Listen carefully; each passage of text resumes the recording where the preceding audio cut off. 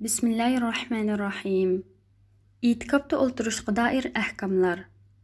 Doktor Abdulaziz Rahmatullah. Bütün hamdu sana ibadet qilishqa loyiq bo'lgan Haq Subhanahu va Ta'alaga bo'lsin.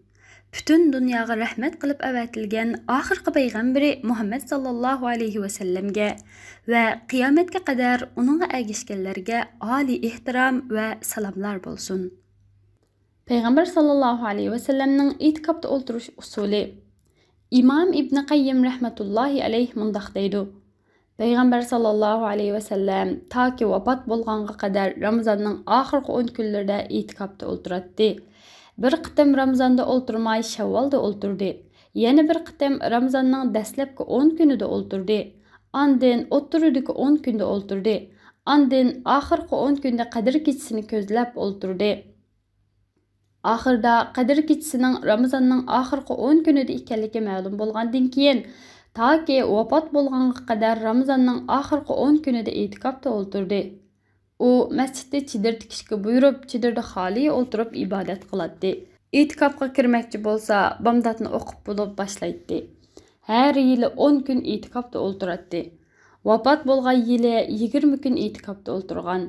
Itikapta o'tirganda chidirga yolg'iz kirib o'tiradi. Zürür hacet bo'lmasa uyga kirmaydi. Ba'zi ayollari uni ziyorat qiladi. Ayollarini o'ziga tekkizmay, so'ymay o'tiradi.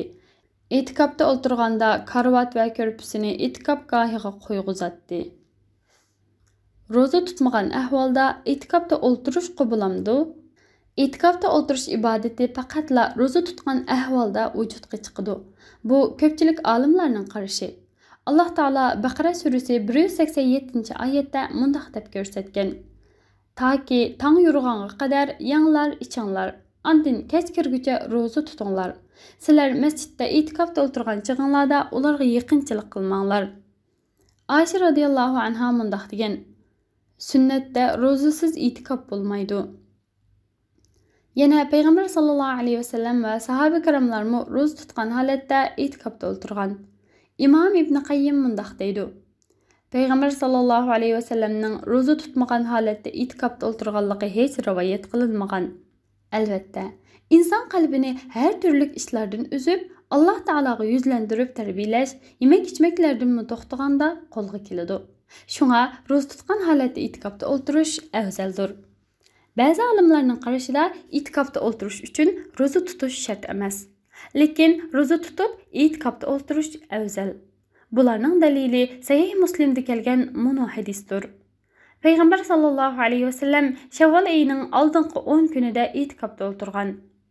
Yana itikapta o'tirish roza tutmaydigan kecha vaqtlaridami vujudga chiqadigan tursa, uningga roza tutishni shart qilib olishga bo'lmaydi. Bu qarashga asosan Ramazondan boshqa chaqlarda roza tutmay itikapta o'tirsa bo'ladi. Lekin Peygamber sallallahu aleyhi ve sellem Şevval ayida itikapta o'tirganda roza tutgan holatda edimi yoki tutmagan holatda edimi bunisi ma'lum.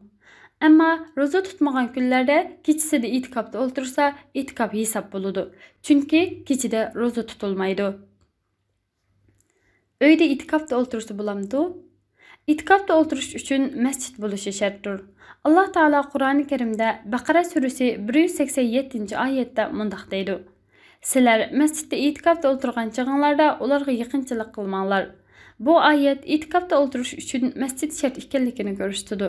Shundaqla cho'ng bo'lsin, kichik bo'lsin, juma o'qiladigan bo'lsin yoki o'qilmaydigan masjid bo'lsin, masjidli bo'lsa itikafda o'tirishga bo'ladiganligini bildiradi. Payg'ambar sallallohu alayhi va sallam masjiddan boshqa joyda itikafda o'tirmagan. Ba'zi olimlar jamoat namozi o'qiladigan masjid bo'lishini shart qilgan. Chunki jamoat namozi o'qilmaydigan masjidda itikafda o'tirsa, ya jamoatga qatnashmay namoz o'qishi kerak bo'ladi, yoki jamoat namoziga qatnashish uchun itikafda o'tirgan masjiddan jamoat namozi o'qiladigan boshqa masjidga chiqishi kerak bo'ladi. Ammo ko'p qitim sirtqa chiqaverish itikafning ruhiga zid keladi. Sahihaynda kelishicha, Payg'ambar sallallohu alayhi va sallam payg'ambarlik kelishdan burun bir muddat Hira g'orida istiqomat qilib o'tirgan edi. Keyin Jibril alayhissalom unga vahiy olib kelib, o'qu deb buyurgan. U chaqlarda islom ko'rsatmalari muayyanlashmagan vaqt edi. Keyincha Payg'ambar sallallohu alayhi va sallam Madinaga borgandan keyin masjid bino qilgan. Qadr kechisining fazilatiga erishish uchun etikopda o'tirishga boshlagan. Ramazonning oldingi 10 kunida o'ltirib, keyin o'ttiridan 10 kunida o'ltirib, keyin Qadr kechisining Ramazonning oxirgi 10 kunida ekanligini bilgandan keyin oxirgi 10 kunida etikopda o'tirgan. Payg'ambar sallallohu alayhi vasallam vahiy kelgandan keyin Madinaga borganga qadar uyida va yoki xilvat joylarda istiqomat qilganligi ma'lum emas. Ummatining buyurganmi emas. Undaq bo'lgan ekan, ba'zi kishilarning yoki ba'zi tasavvuf ahlining payg'ambarimizga vahiy kelgandan keyingi oxirgi ishini tashlab qo'yib, vahiy kelishdan burungi ishiga esilib olib, xilvat joylarda, mozorlarda istiqomat qilib o'ltirishi yoki jamoat namozlariga masjidga chiqmay, uylarda istiqomat qilib o'ltirishi sunnatga xilof ishdir. Ammo ayollar Makka yoki Makkadan boshqa barliq o'rinlarda etikopda o'ltirsa, istiqomat qilsa bo'ladi. Chunki ayollarning jamoat namoziga qatnashishi talab qilinmaydi. Hazrat Aisha radhiyallohu anhaning Muzdalifadagi sabr tag'ida turkcha chidir tikib istiqomat qilganligini Imom Buxoriy sahihida rivoyat qilgandir. Ayollar masjidda etikopda o'ltiramdi. Har qanday amallarda har ayolning o'xshash bo'lishi qulluqning taqozzosidir. Lekin ayollarning alohida tabiatini ko'zda tutganlik jihatdan ularning masjidlarda namoz o'qishi erlarga o'xshash ta'kidlanmagan bo'lg'achqa, ularning masjidlarda etikopda o'ltirishimi erlarga o'xshash sunnat va mustahab ish emas, balki muboh ishdir. Xuddi ayollar masjidga borib namoz o'qisa joiz bo'lib, jamoat savobiga erishgandekla, ayollar masjidda etikopda o'ltirsa, etikop savobiga erishadi.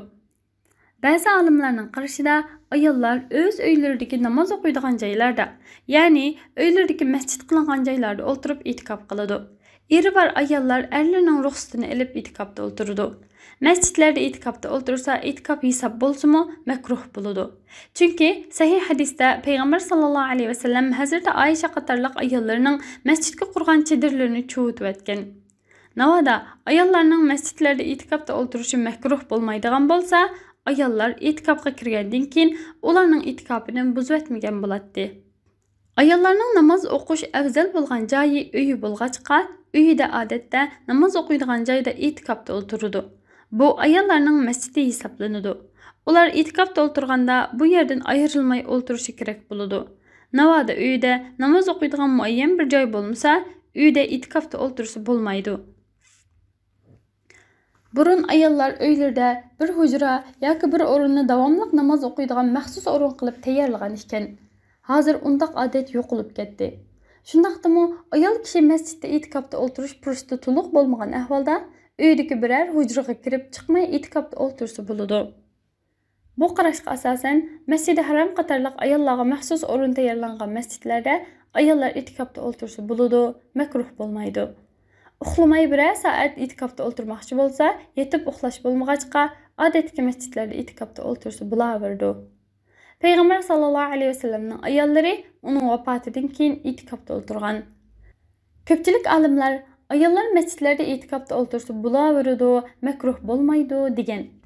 Bular sahihinda kelgan Payg'ambar sallallohu alayhi vasallamning ayollarimi uningdan keyin etikopda o'tirgan degan hadisni dalil qilgan.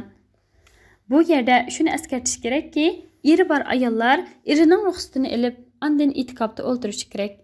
Eri ruxsat qilmagan taqdirda etikopda o'tirsa bo'lmaydi. O'tirib bo'lgan ahvolda eri unimasa etikopdan chiqib ketishi kerak bo'ladi. Erning ruxsatini shart qilib qo'yishdan ko'zlangan maqsad bo'lsa, oila qurilmasini qo'g'dashdan iborat. Uning ustiga uy odatda erdan bakroq ayolga muhtoj bo'ladi. Erining ayoliga ehtiyoji bo'ladi. Balalar anasidan behojat bo'la olmaydi. Demak, er va ayol har ikkalanning uyda turishi intayin zarur bo'lsa-mu, ayol kishining uydan yo'qolib ketishi tirikchilik taqozosi bo'yicha davomli sirtlarda yuradigan erning yo'qolib ketishiga o'xshamaydi. To'y qilmagan qizlar yoki tul ayollar yoki eri ruxsat qilgan uyda ko'p ish yo'q ayollar va yoki ayol kishining eri bo'lmagan ahvolda etikopda o'tirsa intayin yaxshi bo'ladi. Chunki etikopda o'tirish ruhiy tarbiya oladigan, Alloh taologa yaqin turishni o'rganadigan maktabdir. Hozirgi moddiylashib ketgan turmushimizda ayollarmi bir qancha kun bo'lsa-mu oyog'i chiqmaydigan dunyo halakchiligidan to'liq uzilib, oxirat safari uchun ozuqlanishga, etikop mevalaridan bahramand bo'lishga erlarga o'xshashla haqli va muhtojdir. Masjid degan Allohning uyidir. Masjidda o'tirgan kishi Alloh taolaning huzurida o'tirganligini his qiladi. Qulluq izhor qiladi. Özüdün hesap alıdı. Kılgan işlerinin doğru hatalarını tekşürüp çıkalaydı.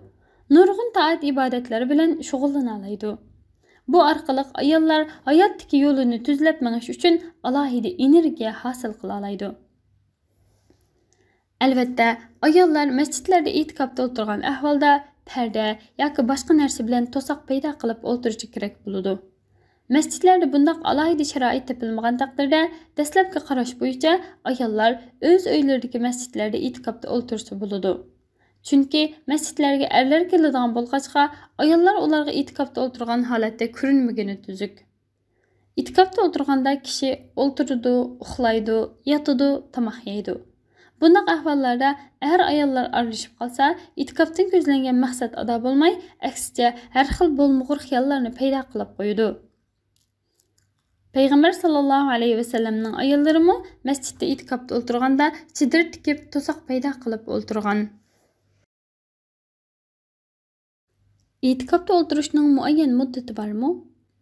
Köpçülük alimler bir gün yoki birer saat bolsumu xalgan muddette itikapta otursa buludu degen. Yeni bazıları 10 günden kam bolsa bulmaydı degen. Bular Peygamber sallallahu aleyhi ve sellem Ramazanның ahirki 10 günüde itikapta oturadi degan hadisga tayangan bolsumu, bu faqat 10 gün otursa buladiganligini bildirdi. Onundan az yoki ko'p otursa bo'lmaydiganligini bildirmaydi. Qur'on Karimda mu itikapni ma'lum muddat bilan cheklamagan. Alloh taolo Qur'oni Karimda Baqara surasi 187-oyatda mundaq deydi: "Sizlar masjidda itikapta o'tirgan chig'inglarda ularga yaqinchilik qilmanglar." Bu ayetga asosan birer saat bo'lsa itikapta o'tirishga bo'ladi. Uni bir kun yoki 10 kun deb cheklab olishga bo'lmaydi.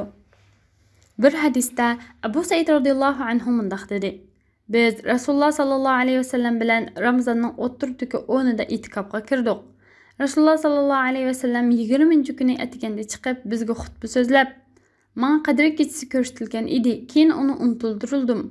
Uni oxirgi 10ning taq kechalaridan izlanglar. Men tushimda suv bilan lay ustiga sajda qilganligimni ko'ribdiman. Kimki Rasululloh sallallohu alayhi vasallam bilan itikapga kirgan bo'lsa, yana itikapga qaytsin" deb buyurgan. Yana bir hadisda Abu Hurayra radhiyallohu anhu mundaq degan: Rasululloh sallallohu alayhi vasallam har Ramazonda 10 kun itikapda o'tiradi. Vafot bo'lgan yili 20 kun itikapda o'tirgan. Biz Uyg'ur musulmonlarining sharoitiga birer saat yoki yarim kun yoki 2 namoz araliqi degandek qisqa vaqt ichida itikapda o'tirish munosib keladi. Shunga masjiddan chiqmay o'tirish imkoniyati bo'lgan muddatda itikapda o'tirishni niyat qilib masjidda o'tirsa itikapda o'tirgan bo'ladi.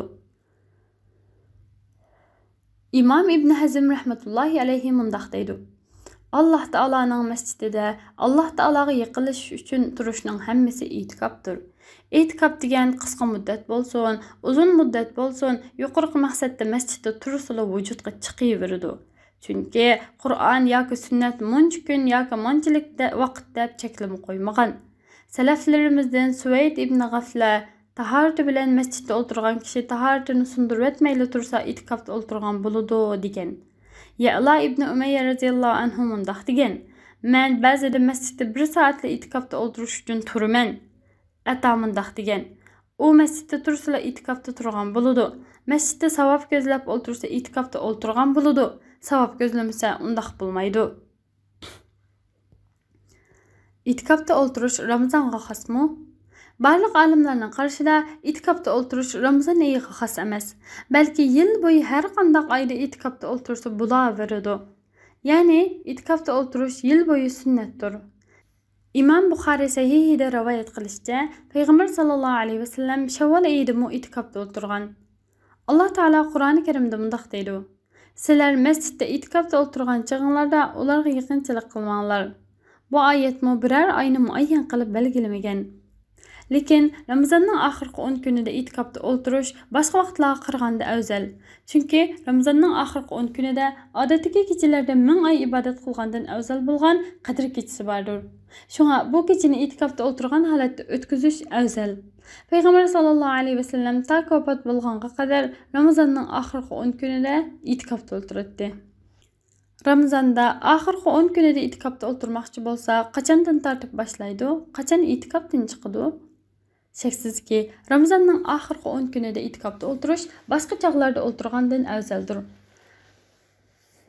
Ramazanның oxirgi 10 kunida itikofda o'tirmoqchi bo'lsa, 20 kuni kun o'tirishdan burun masjidga kirib itikofini boshlaydi.